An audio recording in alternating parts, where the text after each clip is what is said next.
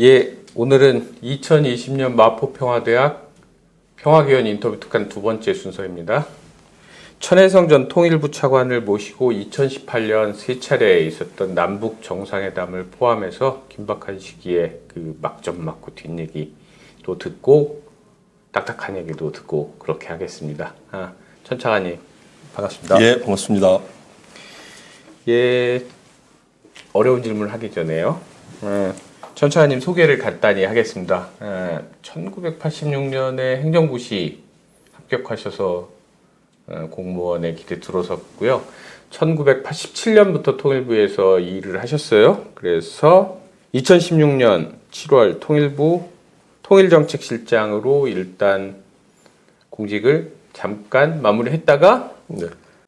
남북교류협력기업지원협회 회장을 하시다가 2017년 5월 문재인 정부 출범과 함께 통일부 초대 차관으로 다시 공직생활에 나서셨고요.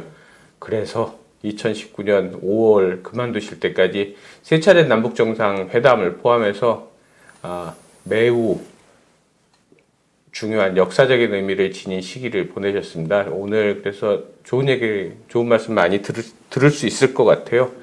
그런 얘기에 앞서서 지금은 이제 제가 소개해드렸듯이 전 차관이라 뭐하고 계신지 그 말씀부터 좀 잠깐 듣겠습니다. 예, 제가 작년 5월 말에 퇴직을 했고요. 말씀 주신 대로.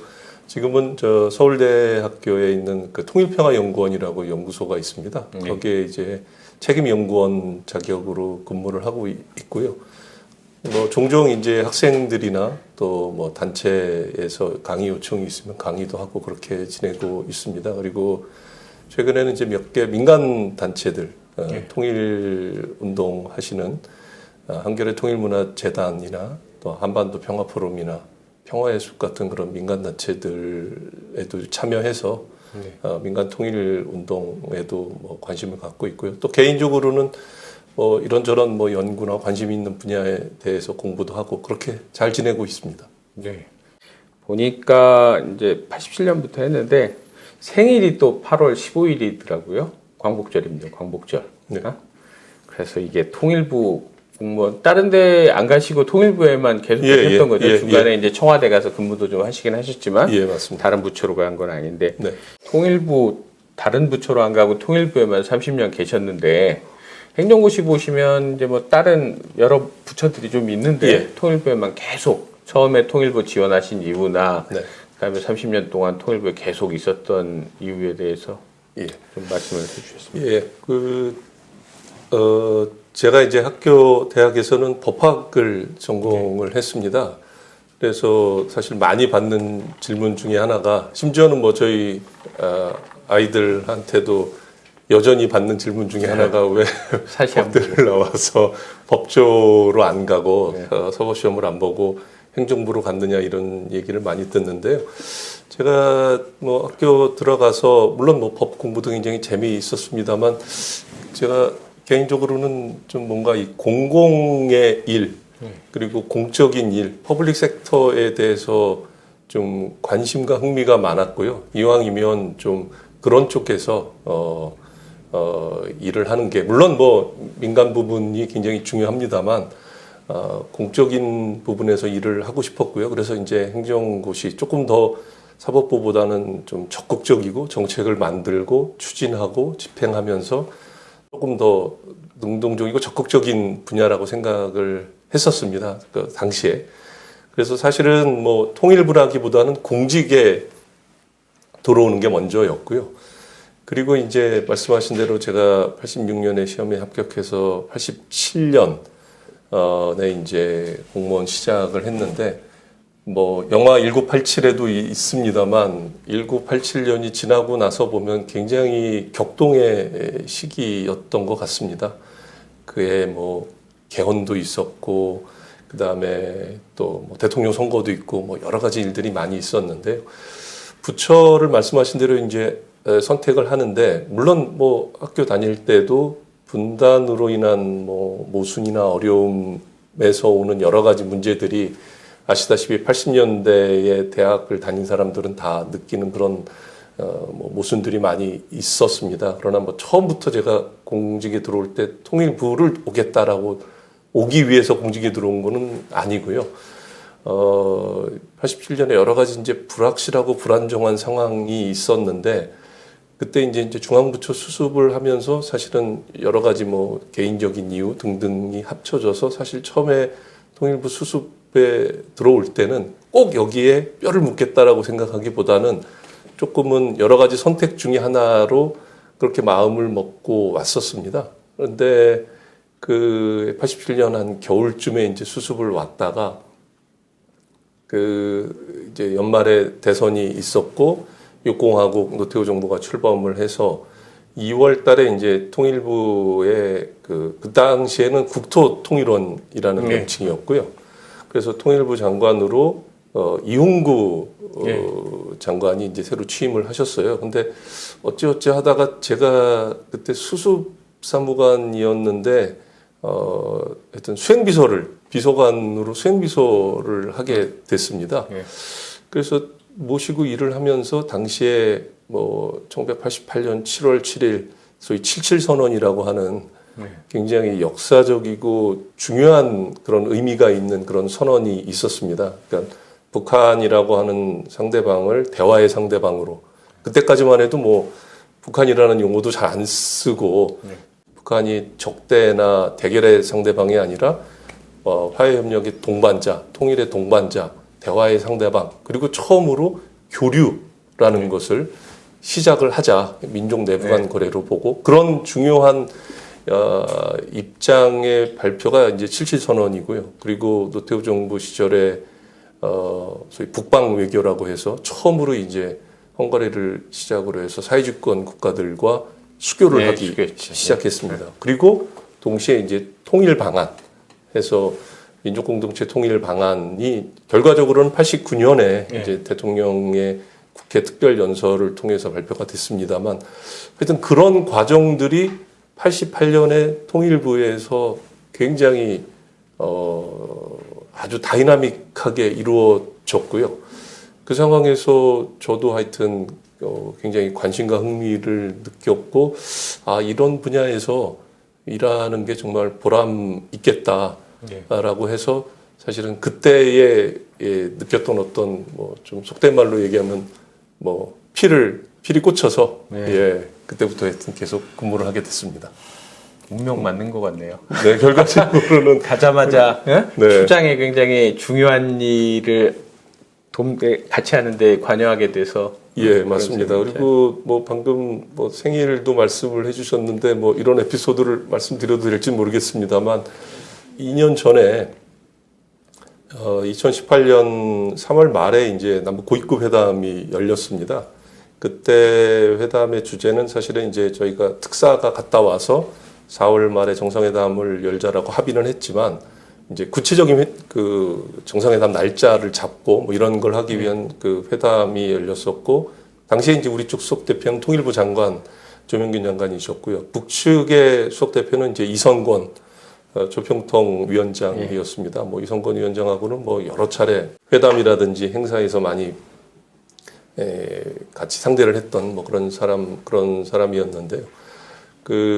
이제 저희가 회담을 하게 되면은 처음에 이제 모두 발언이라고 해서 기자분들이 다 오신 상태에서 뭐 가벼운 환담 같은 거를 하게 됩니다. 뭐 날씨 얘기도 하고 최근 남북관계 상황에 대한 얘기도 하고 뭐 그렇게 얘기를 하는데 그날 갑자기 이제 이성건 위원장이 기자들이 다 있는 자리에서 이런저런 얘기를 하다가 이 판문 그때는 이제 북측 지역인 판문점의 북측 지역인 통일각에서 회담을 할 때였는데요.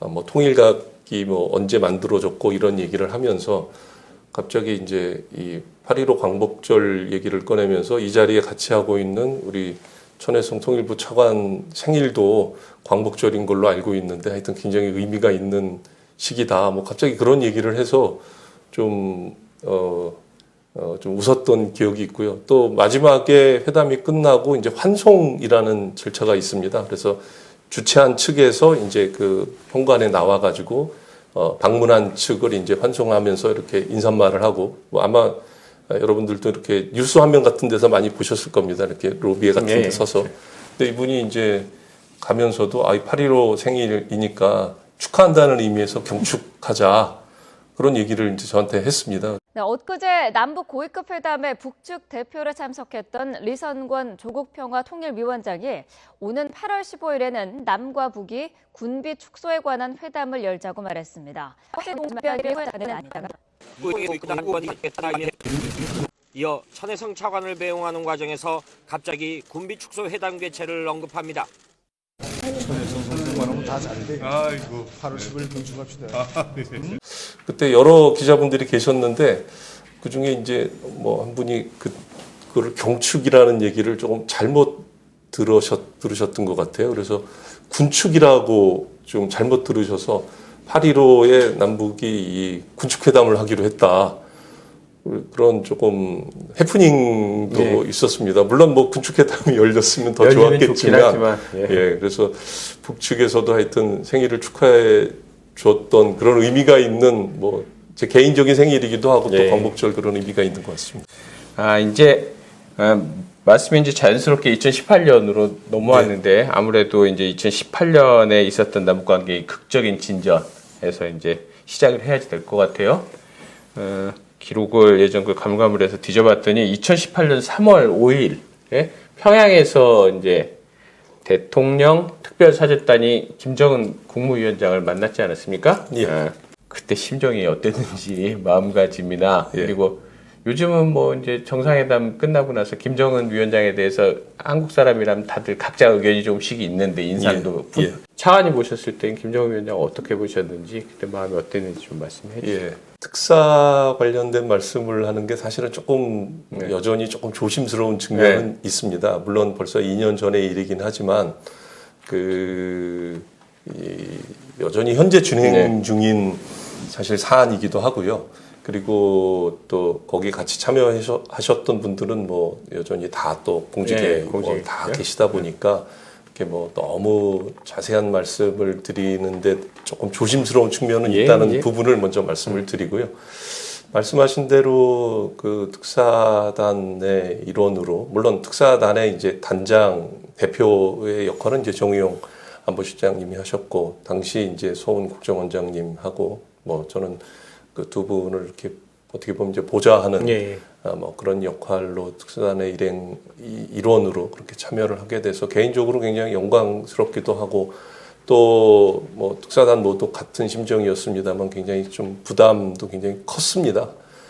아무래도 평창 올림픽으로 인해서 좋은 계기가 만들어진 건 사실이고 그리고 이미 북측의 특사가 와서 남북관계 개선에 대한 어떤 기대는 저희가 충분히 할 수 있었지만 사실 그때 갔을 때만 해도 이제 한 7, 8년, 8, 9년 동안 사실 남북관계가 그 사이에 좀 부분적인 회담은 있었지만 저희가 보기에는 뭐 제 개인적인 입장에서 보기에는 남북관계가 전반적으로 완전히 정상화됐다 또는 과거에 비해서 복원됐다라고 보기에는 좀 부족한 부분이 있었습니다. 그래서 이것이 이제 평창올림픽이라는 좋은 계기로 문은 열렸지만 이게 이제 좀 완전하게 복원하고 재개시켜야 되는 그런 임무를 띄었기 때문에 굉장히 부담스럽고 또 그러기 위해서는 역시 뭐 북한 체제의 특성도 그렇고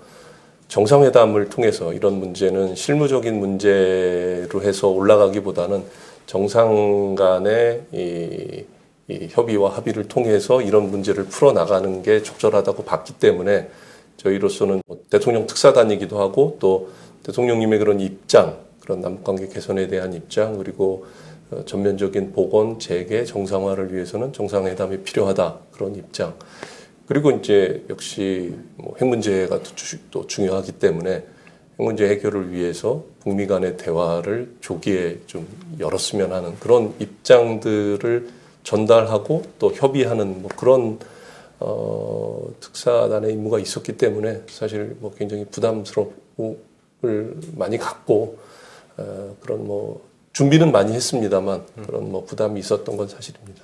네. 그 김정은 위원장 인상은 어떠신가요? 예, 뭐 지금은 뭐 우리 국장님 말씀하신 대로 그 뒤에 뭐 4.27이나 또는 뭐 9.19 뭐나 여러 계기에 이제 많이 노출이 돼서 그렇죠. 예. 지금은 뭐 말씀하신 대로 아마 여러분들께서 다 여러 가지 판단을 하실 거라고 생각합니다. 근데 그때만 하더라도 사실은 뭐 남측에서도 거의 처음 그렇죠. 보는 거였고, 그 다음에 국제사회도 그때까지만 해도 이렇게 뭐 정상회담이라든지 그런 게 없어서 네.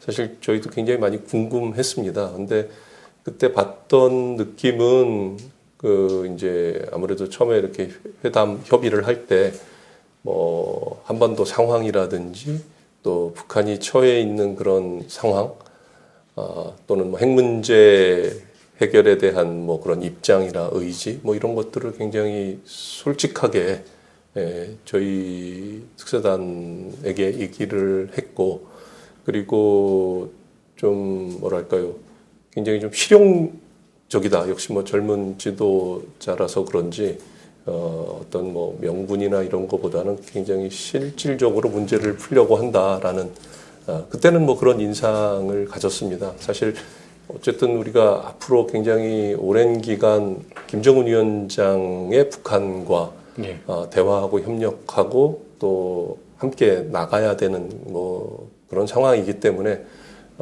최고 지도자가 어떤 생각을 하는지 또 어떤 스타일인지 뭐 이런 것들을 파악하는 것은 뭐 그 자체도 중요하지만 하여튼 그 뒤에 또 여러 가지 뭐 미래의 남북관계까지를 포함해서 중요한 상황이었기 때문에 저희로서는 앞으로 남북관계나 또 이런 여러 과정을 거치는데 이렇게 얘기가 될 수 있는 잘 대화가 될 수 있는 그런 상대방이었던 것 같다라는 그런 인상을 가졌었습니다. 그러니까 2018년 3월 그 대통령 특별사절단의 네. 가장 큰 성과가 이제 뭐 남북 정상회담을 다시 네. 하기로 한 건데, 그 전에만 해도 이제 2007년에 정상회담을 하고 네, 한 10년 넘게 정상회담 못 하던 상태였지 않습니까? 네, 그러니까 네. 뭐 우리 정부야 이제 정상회담 제안도 이제 좀 전에 말씀하셨듯이 그런 보관을 가지고 올라가신 것 같은데, 네. 근데 이제 김정은 위원장이 그래 합시다 이렇게 네. 할 거다라고 예상을 네. 하셨는지, 네. 아니면 우리가 이제 제안을 하지만 네. 뭐 현실적으로 좀 받지 않지 않겠냐 뭐 이런 생각을 하셨는지, 네. 어느 쪽? 예상이라기보다는 기대는 하고 갔습니다. 뭐 사실이고요. 기대를 정상회담이 성사되기를 바라는 그런 기대를 안고 갔습니다만 이게 확신이라고 말씀드리기 좀 어려울 것 같고요. 아무래도 여러 가지 변수도 있고 또 평창을 계기로 해서 변화의 계기는 만들어졌지만 또 그 전까지 말씀하신 대로 굉장히 오랜 기간 또 불신과 이런 남북관계 단절의 시간이 꽤 오래 있었기 때문에 조금 뭐 회담의 결과나 협의의 결과가 어떻게 될지에 대한 좀 걱정은 했습니다만, 그러나 이미 이제 2월 달에 북한의 특사가 김여정 제1부부장이 특사 자격으로 와서 또 우리 대통령께서 직접 뭐 만나고 같이 또 여러 가지 일정들을 하면서 그런 뭐 신뢰랄까 뭐 이런 부분들이 전달이 된 상황이었기 때문에 그래도 남북관계로 그러니까 정상회담으로 잘 이어질 수 있겠다라는 기대는 많이 했던 게 사실이고요. 평양에 가셔서 이제 만난 게 보면 이제 뭐 접견하고 만나서 이제 의견을 나누고 그다음에 이제 만찬도 하셨더라고요. 네, 네. 만찬 장소가 조선노동당 본부청사 진달래관 네. 이렇게 이제 공개가 돼 있어요. 네. 만나신 곳도 본부청사였을 것 같고, 네. 그때만 해도 그게 처음이었어요. 그러니까 네. 그 전에 김정일 위원장은 도대체 어디서 이 일을 보고 있는지 알 수 없는, 네. 아시는 분들은 알겠지만 저 같은 기자도 잘 모르던 그런 거였는데, 조선노동당 본부청사라는 곳에 가보신 소감이 어떤지, 그다음에 이제 뭐 우리 쪽에 있는 뭐 정부 서울청사라든가 네. 세종청사라든가, 그러니까 30년 동안 근무하셨던 네, 예. 우리 공간하고 거긴 좀 어떻게 다른지 그것 좀 말씀해 주세요. 예. 그 말씀하신 대로 이제 그 본부청사 진달래관이라는 데서 이제 3월 특사 갔을 때 이제 면담을 그 뭐 회의를 한 1시간 정도 하고 이어서 이제 잠깐 한 10분 정도 잠깐 휴식을 하고 바로 이제 만찬을 했습니다. 그 장소가 이제 같은 공간에서 그러니까 큰 저희가 이제 사실은 말씀하신 대로 특사 과거에 뭐 남북 관계에서 특사가 간 적이 뭐 여러 번 있었습니다. 그래서 뭐 면담하는데도 경우마다 어떤 때는 뭐 백화원에서 묵고 면담도 거기서 한 적도 있고 또는 뭐 백화원에서 묵더라도 면담은 다른 장소, 다른 뭐 대동강 초대소라든가 다른 초대소에서 한 적도 있는데 노동당 중앙위 본부 청사에서 열린 거는 사실은 그때가 처음이었던 것 같습니다. 그리고 국장님 말씀하신 우리 시설과의 1대1 비교를 하기는 굉장히 좀 어려울 것 같습니다. 그러니까 종합청사라든지 그런 개념이라기보다는 제가 다시 여쭤볼게요. 그럼 좀 비유가 적절하지 않을 수도 있는데 네. 청와대에 가까워요? 아니면 정부 청사에 가까워요? 아니면 두 가지를 청와대에 가깝죠. 청와대에 청와대의 본관도 어떤 때는 회담이나 회의도 하지만 또 그렇죠. 간단한 뭐 오만찬이 있지 않습니까? 이제 청와대 본관 정도에 훨씬 더 가깝다고 보시면 좋을 것 같습니다. 노동당 본부청사는 정부청사를 연상하기보단 청와대를 연상하는 게 더 그 이해가 가깝다. 네. 3월 평양에 이제 특사로 가셨을 때 보니까 1박 2일 하루 주무셨더라고요. 네. 잠은 어디서 주무셨어요? 고봉산 초대소라고요. 대동강변 이렇게 보이는 초대소였는데 그 초대소에는 저희 특사단 일행만 묵었었습니다. 그래서 사실 거기도 저희 쪽에서는 좀 처음 가본 장소였고요. 평양에 있는 거죠? 예, 그렇습니다. 시설 좋나요? 시설 건물이 시설 좋았습니다. 2층짜리? 아니요, 건물 꽤 컸습니다. 뭐 나중에 확인해 보니까 이제 뭐 제가 개인적으로 나중에 확인해 보니까 다른 그 전에 이제 뭐 그 외빈들이 뭐 그쪽에 뭐 묵은 적이 있었다고 했는데 저희가 갔을 때는 또 그때보다는 또 이제 아마 이렇게 리모델링 뭐 이런 거를 좀 해서 굉장히 현대적인 그런 시설이었습니다. 제가 각주를 잠깐 붙여야 될 것 같아요. 일단 뭐 초대소 자꾸 나오니까 연상이 잘 안 되실 텐데 아까 좀 전에 차관님 말씀하신 이제 정상회담 할 때 김대중 대통령이나 노무현 대통령이 갔었던 백화원 초대소는 우리나라에는 없지만 다른 나라에는 있는 영빈관이라고 생각하시면 되겠고요. 초대소 우리는 보통 이제 뭐 외국의 정상이 오거나 장관들이 오거나 이런 중요한 공직자들이 오더라도 호텔에 투숙하죠. 우리는 무슨 초대소가 있거나 따로 그러진 않은데 북한에는 그런 이제 중요한 외부의 인물들이 오게 되면 초대소라는 곳에 그 숙소를 배정하는 경우가 많아요. 가장 유명한 호텔은 고려 호텔인데 고려 호텔은 보통 민간 행사 이런 거 할 때 많이 하고 그 초대소는 우리식으로 하면 어떻게 생각해야 되냐면 약간 고급 타운하우스 같은 곳이요. 그런 풍광하고 살짝 비슷합니다. 일반적으로는. 예, 그렇게 하고요. 그다음에 평양에 그때 다녀오신 길이 경의선 육로죠. 비행기로 가셨나요? 공군 지강로로. 공군 전용기로 갔습니다. 이렇게 기계자로 돌아서. 그 평양에 계시면 이제 연락해야지 되잖아요. 서울하고 연락할 때 이제 보면 기사에 보면 이제 직통전화로 연락했다 뭐 이런 얘기가 나오는데 이 시민들이 직통전화가 뭔지 그냥 트럼프 대통령은 핸드폰으로 다른 나라 정상이랑 통화도 한다고 나오는데 우리는 남북 간에는 할 때 도대체 어떻게 하는 건지 제가 알기로는 뭐 핸드폰 통화를 하거나 그러지는 않는데 그게 어떤 건지 좀 설명해 주시죠. 그 3월 달에 갔던 뭐 특사 일행뿐만 아니라 이제 남북 간의 회담이 열리거나 또 큰 규모의 공동 행사가 열리면 말씀하신 대로 이제 직통전화라는 통신 수단을 통해서 이제 서로 연락을 합니다. 그 직통전화라는 것은 이제 판문점을 통해서 남북 간의 통신 회선을 연결해 놓은 게 있습니다. 유선 전화인 거네. 그렇죠. 유선 전화죠. 광 케이블이 33회선인가 뭐 30여 회 선이 직접 연결이 돼 있고요.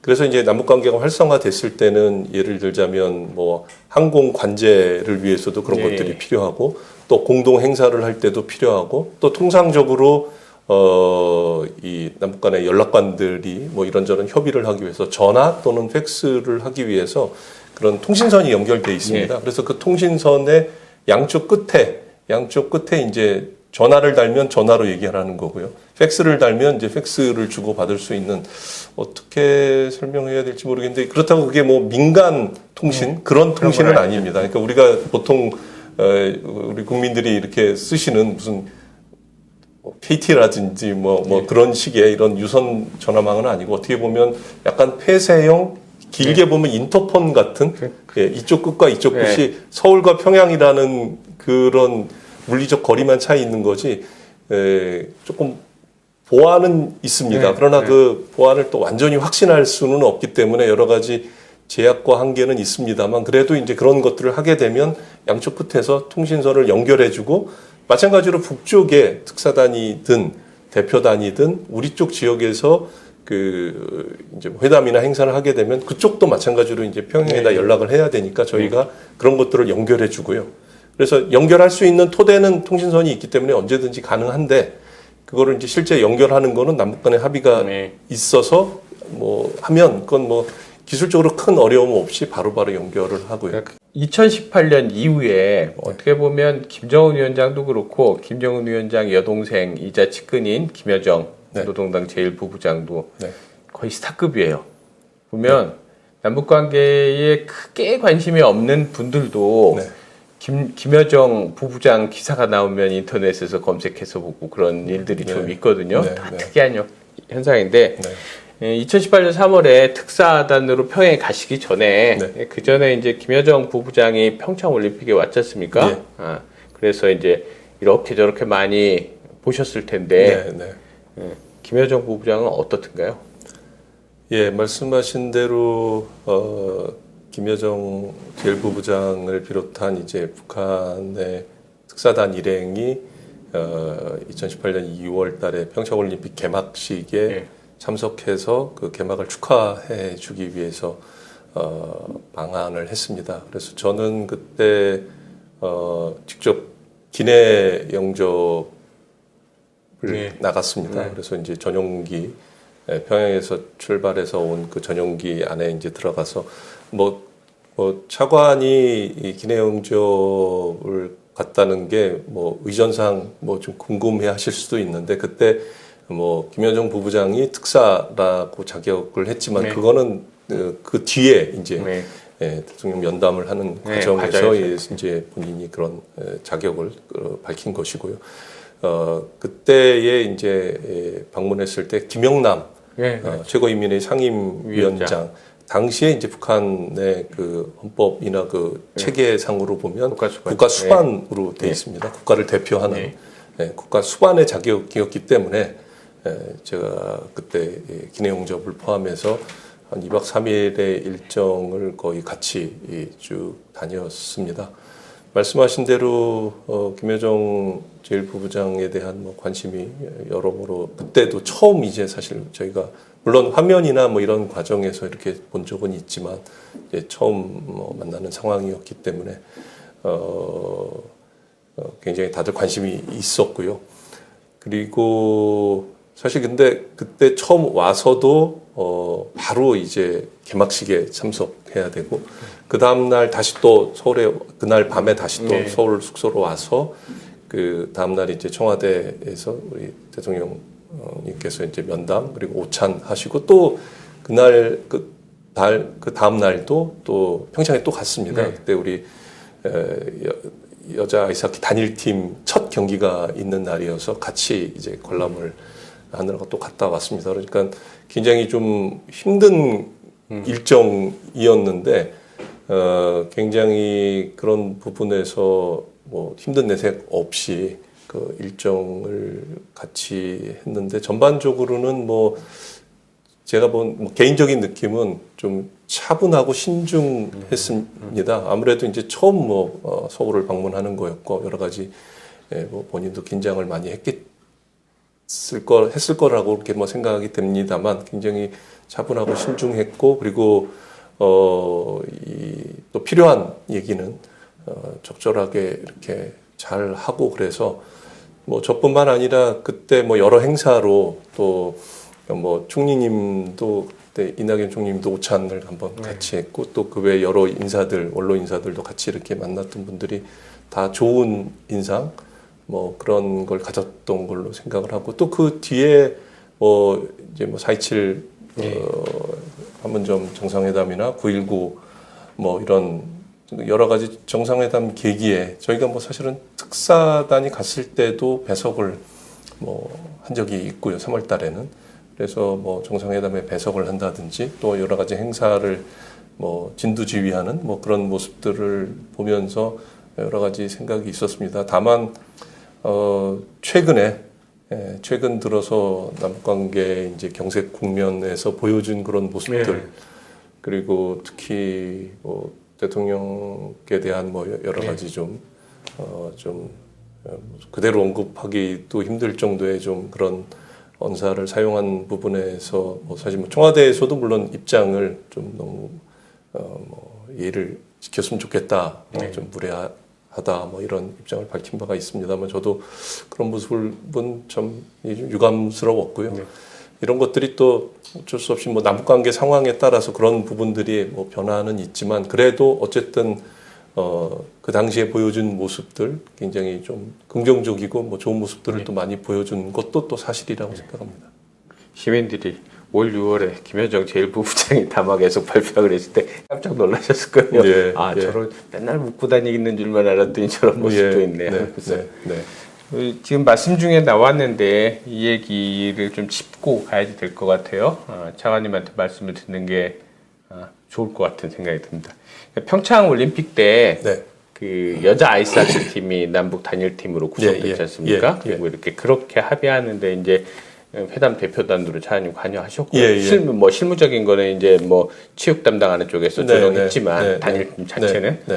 근데 단일팀이라는 게 우리 기억하듯이 현정이 이분이가 세계 여자 탁구의 정상에 올랐던 그 기억이 있지 않습니까? 영화도 있고 굉장히 단일팀 하면 다 이렇게 우호적이었는데 그때는 반대가 굉장히 심했었어요. 이게 피땀 흘리면서 운동한 여자 아이스하키 국가대표 선수들이 정부의 불공정한 그것 때문에 기회를 잃었다. 그래서 막 반발 여론이 굉장히 심하고 그래서 약간 조정이 있었는데 일단 좀 그 반발 여론이라는 게 처음 있었던 거라 당혹스러우셨을 것 같은데 처음에 그거 보시면 그때 어떤 느낌이 있으셨어요? 사실 굉장히 당황스러웠습니다. 말씀하신 대로 이제 북측에서 평창 올림픽에 참가한다. 선수단 참가하고 응원단 참가하고 그다음에 여자 아이스하키 단일팀을 만들자라고 합의한 그 회담이 이제 1월 7일에 열렸던 고위급 회담 말고 실무회담이 열렸습니다. 그때 실무회담 수석 대표가 저였고요. 북측에서 이제 전종수 대표가 나왔던 기억이 있는데 그래서 이제 단일팀을 구성하기로 합의를 했습니다. 그리고 뭐 예를 들자면 감독은 뭐 남측에서 하고 이제 뭐 아주 디테일한 것은 이제 그 협회 간에 또 사실은 단일팀을 구성하면서 뭐 우려가 없었던 건 물론 아닙니다. 항상 이제 좀 조심스러운 측면이 있고 또 이게 제일 결정적으로는 워낙 좀 상황이 어쩔 수는 없었습니다만 임박해서 촉박하게 사실 단일팀 합의를 할 수밖에 없다 보니까 그리고 저희한테도 뭐 많은 좀 교훈이 된 것은 말씀하신 대로 사실은 처음에 생각할 때는 단일팀을 구성해서 다 이제 그 협회에서도 뭐 선수들이나 물론 선수들이나 또 관계되시는 분들한테는 굉장히 좀 당황스러우셨을 거라고 생각은 듭니다. 그래서 저희가 여러 가지로 충분한 협의나 사전에 그런 것들이 좀 많이 부족했다라는 것은 자책이 되는 부분이 있고요. 근데 또 그때 상황이 이게 한 몇 달 전부터 사실 단일팀을 하려면 말씀하신 대로 몇 차례 단일팀 구성의 경험이 있지 않습니까? 정말 감동적인 그 지바 세계 탁구 선수권 대회, 그 다음에 남자 청소년 세계 선수권 대회도 단일팀으로 나가서 좋은 성적을 거두었고, 그래서 근데 그때는 이제 합동 훈련 부터 시작해서 일정한 좀 시간이 있었고 그러다 보니까 저희도 그런 부분에 좀 다수의 우려는 있지만 그렇게 크게 문제가 될까 하는 조금 우려는 있었지만 그런 생각을 했다가 말씀하신 대로 굉장히 이제 공정성 문제가 돼서 좀 당황스러웠고 물론 결과적으로는 뒤에 같이 훈련하고 또 뭐 경기를 하고 너무나 감동적인 모습을 많이 보여주었고 또 뭐 제가 생각할 때는 국민들의 여론도 많이 이제 좀 개선이 됐습니다만 우리한테는 굉장히 큰 숙제를 남겨준 것 같습니다. 좀 제가 말이 길어집니다만 사실 그러한 경험이 이제 앞으로 단일팀의 문제가 아니라 남북 관계가 개선되면서 여러 분야에서 교류와 협력이 이루어지면 당연히 좋은 부분도 있지만 결과적으로 그로 인해서 조금 부담을 같이 이거는 우리만 지는 건 아니고 북측도 당연히 부담은 있는 건데 그런 부분들이 불가피하게 따라올 수도 있을 수 있는 그런 여러 가지 상황들이 있을 때 그런 일을 할 때 우리가 일단 남북 간의 협의에 앞서 일단 우리 내부의 공감대나 합의를 가지고 그런 걸 해야 되는 그런 부분에 우리가 조금 더 노력이 필요하고 조금 더 소통이 더 필요하다라는 굉장히 많은 교훈을 준 그런 사례였던 것 같습니다. 예. 그거는 이제 어쨌든 통일부 공무원으로서 어떨 때는 이제 젊은 실무자로서 어떤 때는 중간 간부로서 어떤 때는 고위 간부로서 참여를 하셨는데 30년 공무원 생활을 하면서 뭐 어마어마하게 많은 일을 겪으셨는데 그 중에도 내가 진짜 딴 거 안 하고 통일부 공무원 한 거 진짜 인생의 보람이다 싶은 순간이 있었을 것 같아요. 어떤 거를 꼽을 수 있을까요? 제가 처음에 사실 통일부에 들어왔을 때 전두환 대통령 허문도 장관이 계셨습니다. 제가 그때 봤던 통일부와 뭐 지금의 통일부는 뭐 굉장히 많은 변화가 있었는데요. 제가 여러 보직을 거쳤지만 그 중에서 이제 아마 우리 민간인 분들이 많이 느껴지는 것은 제가 2009년부터 11년까지 이제 대변인을 한 2년 반 넘게 했습니다. 그래서 뭐 기자분들하고도 그때 많이 친해지기도 하고 하여튼 여러 에피소드들이 많이 있는데 개인적으로는 사실은 여러 정말 보람이 있었던 순간들이 많이 있었습니다. 많이 있었고 뭐 제일 최근에 4.27 판문점에서의 그 순간도 굉장히 인상적이었습니다만 개인적으로 하나만 꼽자면 저는 역시 6.15 정상회담에 참여했던 그 순간 그리고 딱 순간 하나만 말씀드리면 6월 13일 날 순안공항에 내렸을 때 그리고 김정은 당시 국방위원장이 이제 김정일 죄송합니다. 김정일 국방위원장이 그 옆에 그 순안공항 청사 옆에서 이렇게 쫙 걸어 내려오고 그 장면을 봤을 때 그리고 우리 김대중 대통령 하고 이렇게 만나는 장면 봤을 때가 그때도 굉장히 전율을 느꼈었고요. 그때 말씀 좀 드려도 될까요? 그때 이제 성남에서 출발을 했는데요. 대통령 네 분하고 공식 수행원들은 이제 우리 그 공군 전용기를 타셨습니다. 그리고 뭐 저 같은 이런 실무 수행원, 그때는 저는 이제 청와대 통일비서실에 아까 말씀드렸지만 이 정상회담을 담당하는 행정관이었는데요. 저희 실무 수행원들, 일반 수행원들, 그다음에 기자단을 포함한 나머지 일행은 그 민간 항공기를 임차해서 항공사를 말씀드려도 되나 모르겠는데 아시아나가 그때 이제 아시아나 항공기였는데 그 비행기를 타고 먼저 1호기가 이륙한 다음에 그다음에 2호기인 저희 이 항공기가 이륙을 했습니다. 근데 백령도 서쪽 저쪽에 이제 장산곳이 보이는 거기서부터 우리 2호기가 1호기를 추월했어요.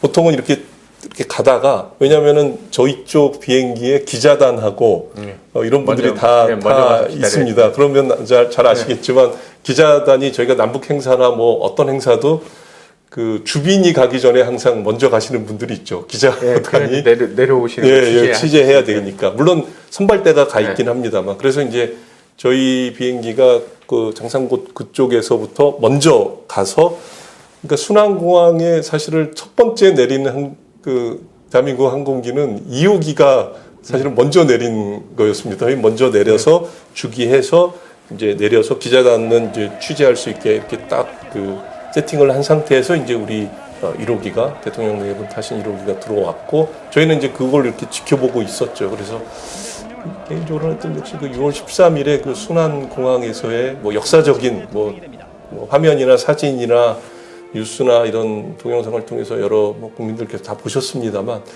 그때 그거를 현장에서 있으면서 제가 통일부 근무하면서 아까 이제 88년에 얘기를 했습니다만 항상 선을 넘는 그런 꿈을 꿨습니다. 그러니까 뭐 나중에 2007년에 노무현 대통령께서도 그 그렇죠. 선을 넘는 그 말씀을 하셨는데 저도 뭐 이제 통일부에서 근무하면서 통일부라는 데가 분단에서 통일로 가는 근데 사실 분단이 워낙 오랜 기간 되다 보니까 마치 지금 상황이 정상 같고 통일된 상황이라든지 뭐 그런 상황이 마치 비정상 같은데 사실은 통일된 상황이 정상이고 분단된 상황이 사실은 비정상인 상황인 거죠. 이게 오래됐지만. 그래서 이 상황에서 이 상황으로 가기 위해서는 어쨌든 우리한테 보이든 보이지 않든 그 선들이 있습니다. 그래서 그 선을 넘어가는 게 그런 인식의 선을 넘어가는 게 굉장히 저는 중요하다고 생각하는데 제가 6월 13일에 순안공항에 도착했을 때는 여러 선을 앞으로도 넘어야 되겠지만 한 선을 넘었다라는 생각을 했기 때문에 개인적으로는 하여튼 그때 그 순간이 제일 보람 있고 기억에 많이 남습니다. 역시 첫 번째 정상회담이 중요하네요. 분단 쌓여서. 또 다른 한편에서 보자면 이제 남북관계라는 게 뭐 당장 잘 돼서 뭐 군사분계선 넘어서 백두산에 걸어서 갈 수도 있을 것 같은 그런 희망에 부풀기도 했다가 이거 이러다 전쟁 나는 거 아니야 싶게 골머리를 앓게 되는 그런 후퇴도 있고 그런데 또 공무원 생활 하시는 동안 내가 괜히 여기로 와가지고 이 가슴 아프고 처참하고 짜증나는 일을 겪어야지 되나 싶은 그러니까 뭐 가슴이 아팠다고 할 수도 있고 뭐 고통스러웠다고 할 수도 있는 잊을 수 없는 그런 기억이 있으면 한번 말씀해 주십시오.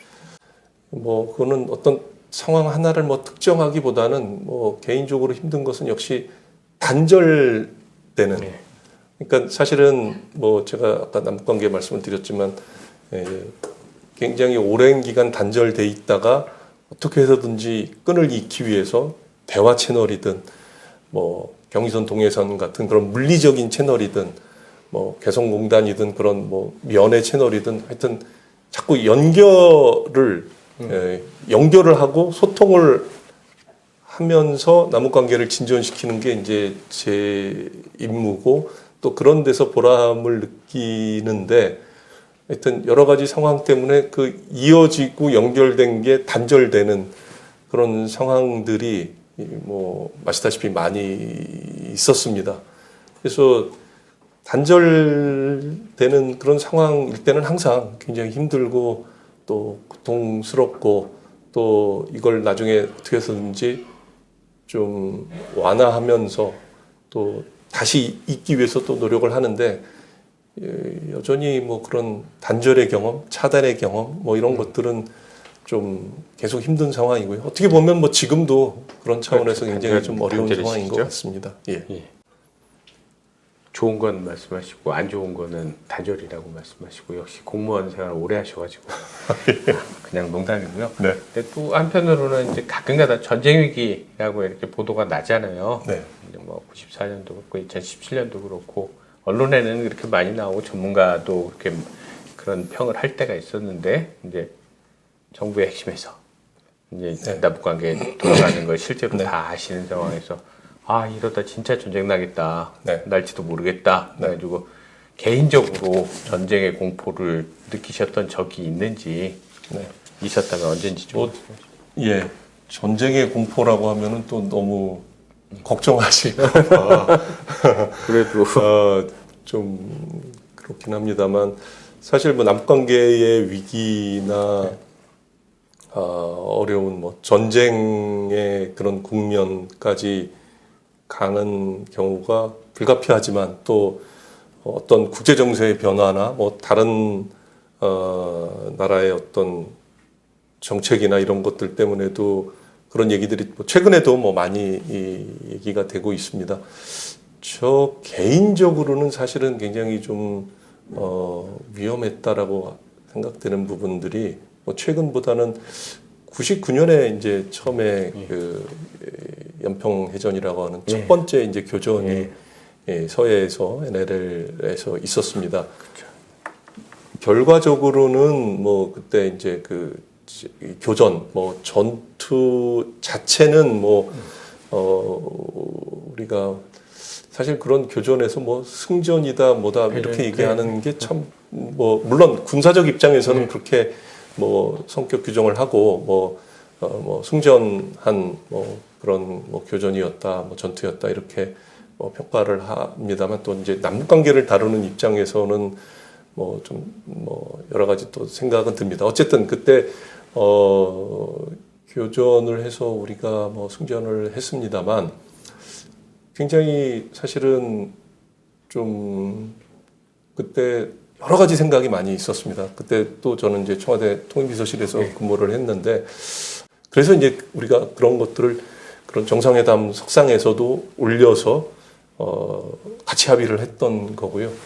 그러니까 우발적 충돌을 막기 위한 그 노력들이 계속 앞으로도 뭐 있어야 되는 것이고 물론 최근 들어서는 이제 2017년 들어서 이제 북한의 핵실험이라든지 장거리 미사일 발사 그다음에 이제 우리 트럼프 대통령이 이제 뭐 회한과 분노 발언하면서 이거는 약간 남북 간의 문제라기보다는 이제 국제적인 차원의 그런 이제 이 전쟁의 위험이랄까요? 뭐 이런 것들의 고조, 뭐 그런 측면도 뭐 굉장히 사실은 우리한테는 참 예측하기 힘들고 위험한, 정말 위험한 상황이다.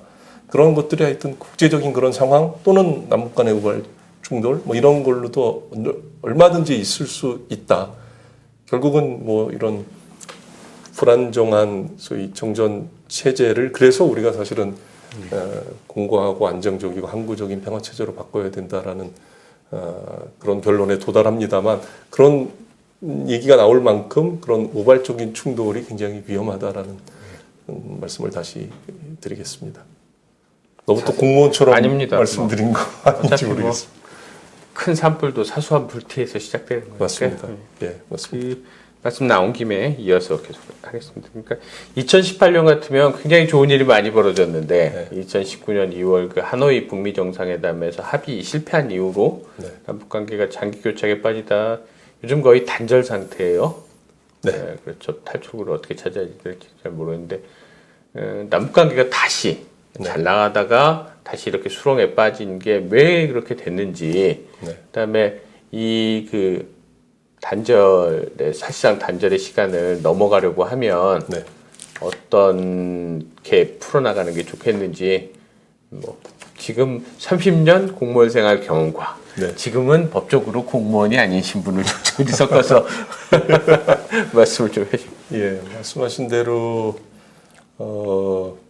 2018년에 그런 그 평화가 열리는 그런 경험을 했습니다만, 사실은 뭐 2018년에 뭐 세 차례의 정상회담이 뭐 굉장히 역사적이고 중요했지만, 그것만큼이나 또 굉장히 중요한 회담이 또 다른 트랙으로 있었습니다. 아시다시피 6.12 싱가포르 북미 정상회담이었죠. 그러니까 남북 관계를 정상화하고 복원하고 전면적으로 이렇게 관계를 열기 위해서 정상회담이 필요했다라는 그런 한 측면과 남북관계 측면과 동시에 또 뭐 크게 말씀드리면 이 한반도를 둘러싼 이런 냉전 체제, 냉전 구조를 깨고 또 당면한 핵 문제 해결 이런 걸 하기 위해서는 결과적으로 뭐 북미 간에 그런 협의가 있어야 되는 부분들이 있습니다. 그래서 이제 그때 저희가 그걸 강조했던 거고,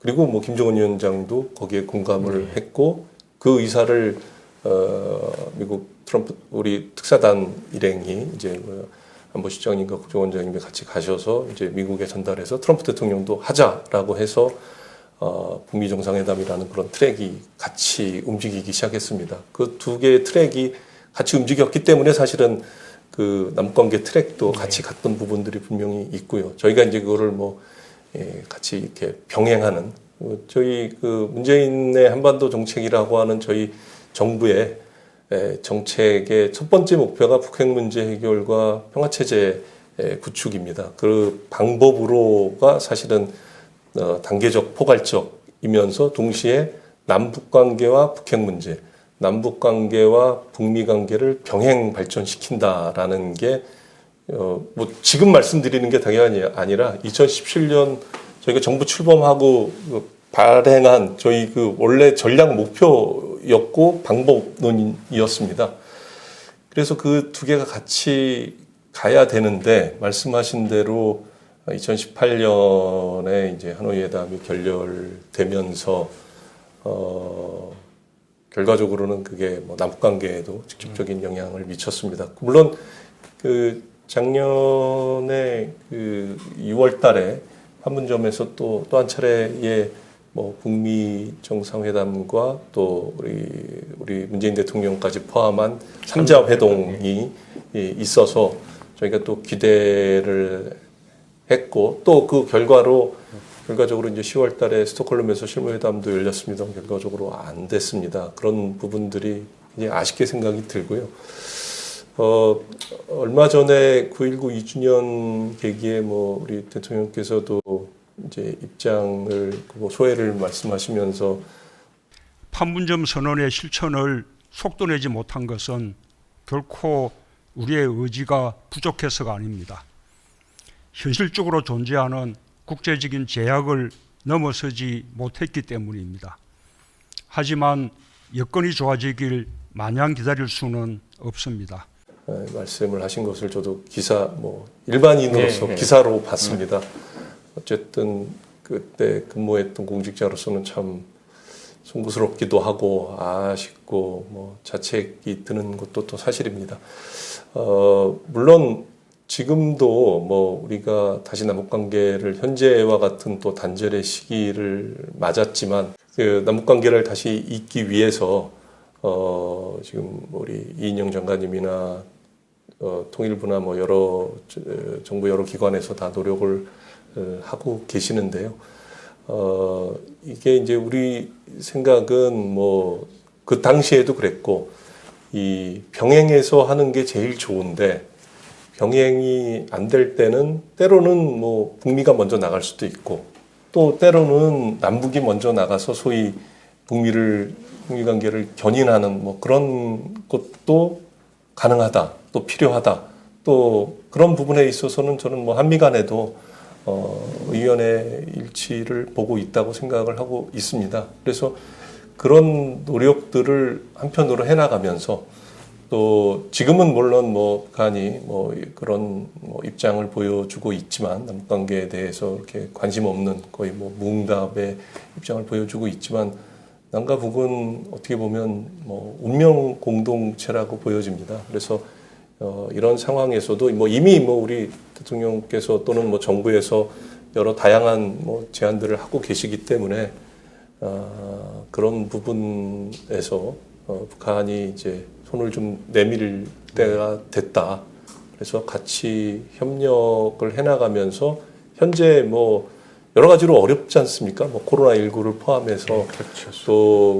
또 뭐 여러 자연 재해가 사실 연이어서 뭐 일어나고 있고 이건 뭐 글로벌한 문제이기도 합니다만 올해도 뭐 사실 굉장히 오랜 장마와 뭐 태풍으로 우리도 많은 피해를 입었는데 뭐 북측도 뭐 마찬가지인 것 같고요. 그래서 같이 이렇게 협력할 부분들은 뭐 많이 있다고 생각을 합니다. 그리고 오히려 그런 분야의 협력의 필요성이 앞으로 시간이 가면 갈수록 더 많아지게 됩니다. 지금 뭐 코로나19 같은 것도 지구상의 어느 나라도 혼자만 뭐 차단해서 이 위기나 어려움을 극복하기는 그건 쉽지 않다고 생각하고요. 그래서 같이 힘을 모아야 되고, 뭐 지금 뭐 유엔 총회나 이런 데에서도 그런 얘기들이 논의되고 있는 걸로 알고 있는데, 그런 차원에서 어떻게 보면 정말 운명 공동체인 남과 북이 앞으로 협력해야 될 부분들이 많이 있기 때문에 하여튼 그런 부분에 북측이 뭐 빠른 시간 내에 이렇게 다시 손을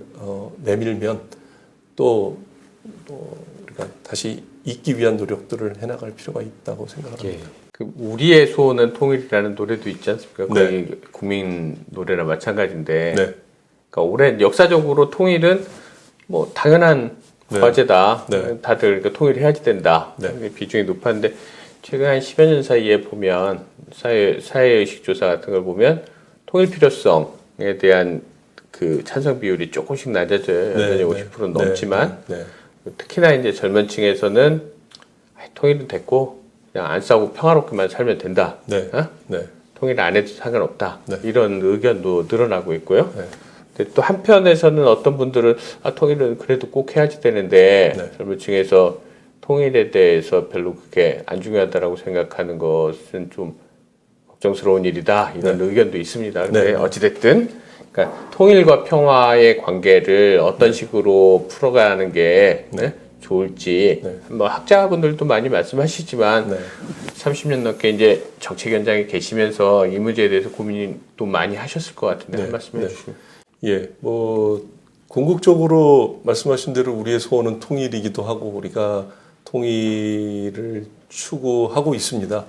뭐 헌법의 정신에도 물론 그렇게 나와 있고, 그러나 이제 그걸 너무 뭐 사실 저희 어렸을 때처럼 규범적이고 당위론적으로만 얘기해서는 사실은 요새는 그렇게 많이 와닿지 않는다. 뭐 그런데 저도 공감을 합니다.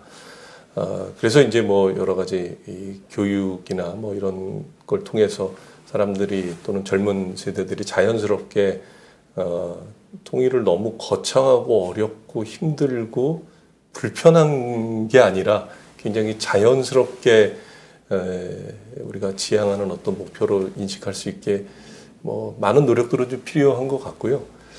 그 평화와 통일이라는 게 뭐 사실 뭐 서로 다른 게 아니라 어떻게 보면 먼저 평화를 정착시키고 그 과정에서 다양한 분야의 협력이 이루어지면 결국은 자연스러운 과정으로 통일이 저는 뭐 실현될 수 있다라고 생각을 하고 있습니다. 그래서 뭐 어떤 게 우선이다라고 얘기하기보다는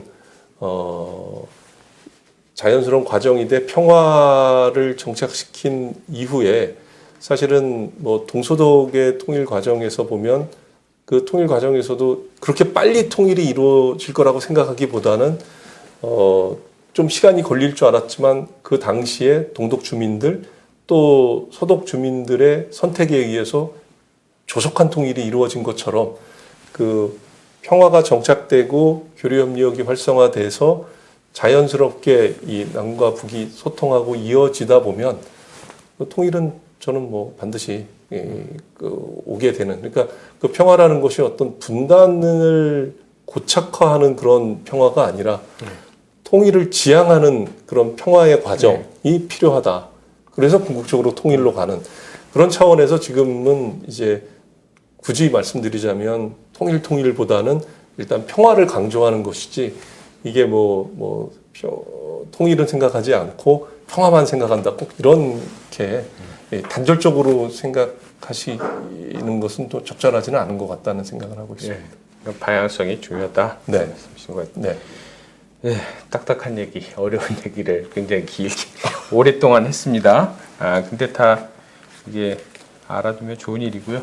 좀 마무리할 시간이 거의 다 돼가는데요. 노래방, 요즘은 이제 코로나 때문에 시민분들이 노래방에 가는 일이 거의 없지만 네. 노래방에 가면 북한 노래도 몇 곡 있긴 있어요. 네네. 뭐 휘파람이나 뭐 심장에 남는 사람 이런 노래들. 네. 텔레비전 방송 프로그램에서 가수들이 노래를 부르기도 하고. 네.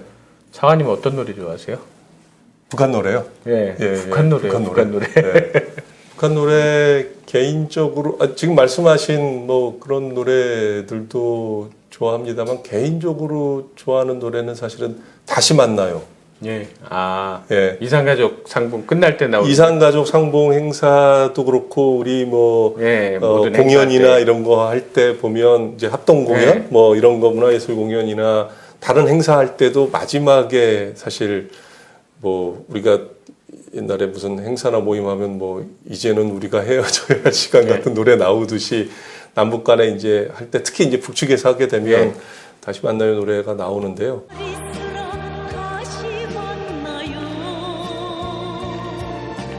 잘 가시라 다시 만나요. 옮기려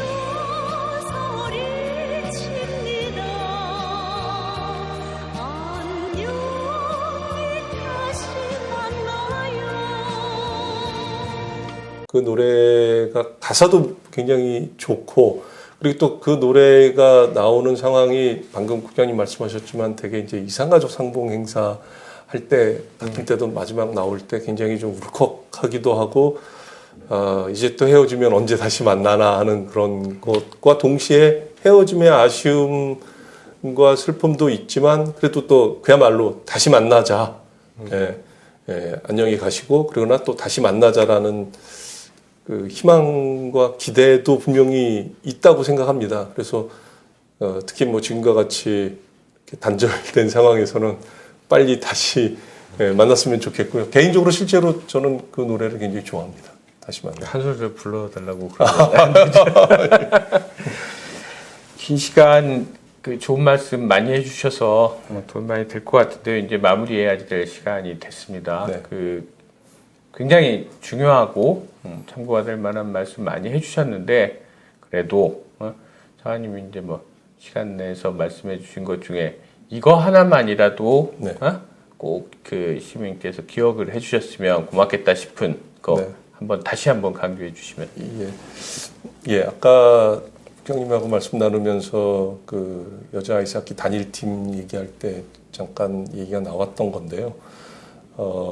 남북 관계가 뭐 지금은 이렇게 단절돼 있지만 앞으로 이제 여러 가지 뭐 교류나 협력이 이어질 것이고 여러 분야에서의 이런 것들이 이제 저는 뭐 그런 방향성은 반드시 올 거라고 생각합니다. 같이 협력해 나가는 과정이. 근데 이제 그런 과정이 좋은 부분들도 있지만 그리고 그걸로 인해서 뭐 이익이랄까 뭐 긍정적인 부분도 있지만 분명히 뭐 세상의 모든 일이 다 그렇지만 그로 인해서 뭐 피해를 본달까 아니면 뭐 그걸 싫어한다고 해야 되나 뭐 그로 인해서 뭔가 불편함을 겪는 상황도 있을 것 같습니다. 앞으로 여러 분야에서 나가다 보면. 그래서 물론 그런 것들을 최소화하는 게 이제 정부의 임무고 역할이긴 하지만 그러나 어떤 과정에서 크고 멀리 보면 결과적으로는 다 도움이 되지만 그러나 이제 어떤 순간이나 짧게 보면 불편함이나 이런 것들이 있을 수 있는데 뭐 최근에 지금 우리가 겪고 있는 뭐 코로나19와 관련된 방역에서도 우리가 다 느끼듯이 그걸 다 힘들지만 서로 참고 좀 이해하고 해야 결과적으로는 이 위기를 극복하는 것처럼 남북관계의 발전 과정에서도 저는 그런 것들이 아까 큰 교훈이라고 그랬습니다만 그런 것들이 있을 수 있고 그런 과정에서 정부의 노력뿐만 아니라 우리 시민들, 국민 여러분들께서도 지금 우리가 코로나19 대응하듯이 정말 연대와 협력의 정신, 뭐 양보의 정신 이런 것들을 발휘를 해 주신다면 전 뭐 그렇게 해 주실 거라고 믿습니다만 그러면 앞으로 남북관계의 발전, 그야말로 지속 가능한 남북관계 발전을 이루는데 큰 도움이 될 거라고 생각합니다. 저는 차관님이 하신 말씀 중에 오늘 연결이라는 단어하고 단절이라는 단어가 기억에 남습니다. 연결은 늘리고 단절은 줄이고 남북관계도 그렇게 하고 우리 세상 살면서 주변 사람들하고 그렇게 했으면 좋겠습니다. 그 공무원들은 얘기를 굉장히 건조하게 해요. 공식적인 발표나 정책이나 이런 거기 때문에 그래서 궁금한 것에 대해서 상세하게 설명을 하지 않아서 그것만 듣고는 세상이 어떻게 돌아가는지 모르는 경우가 굉장히 많습니다. 근데 오늘 30년 넘게 정책 현장에 계셨던 천혜성 차관님께서 여러 가지 많은 얘기들, 뒷얘기들을 해주셨어요. 이게 앞으로 그 시민 여러분들께서 남북관계나 대북정책관계에 대한 뉴스를 보실 때 이해하는데, 이해도를 더 높이는 데 도움이 됐으면 하는 바람이 있습니다. 긴 시간 동안 봐주셔서 감사하고요. 좋은 말씀 감사합니다. 예, 감사합니다.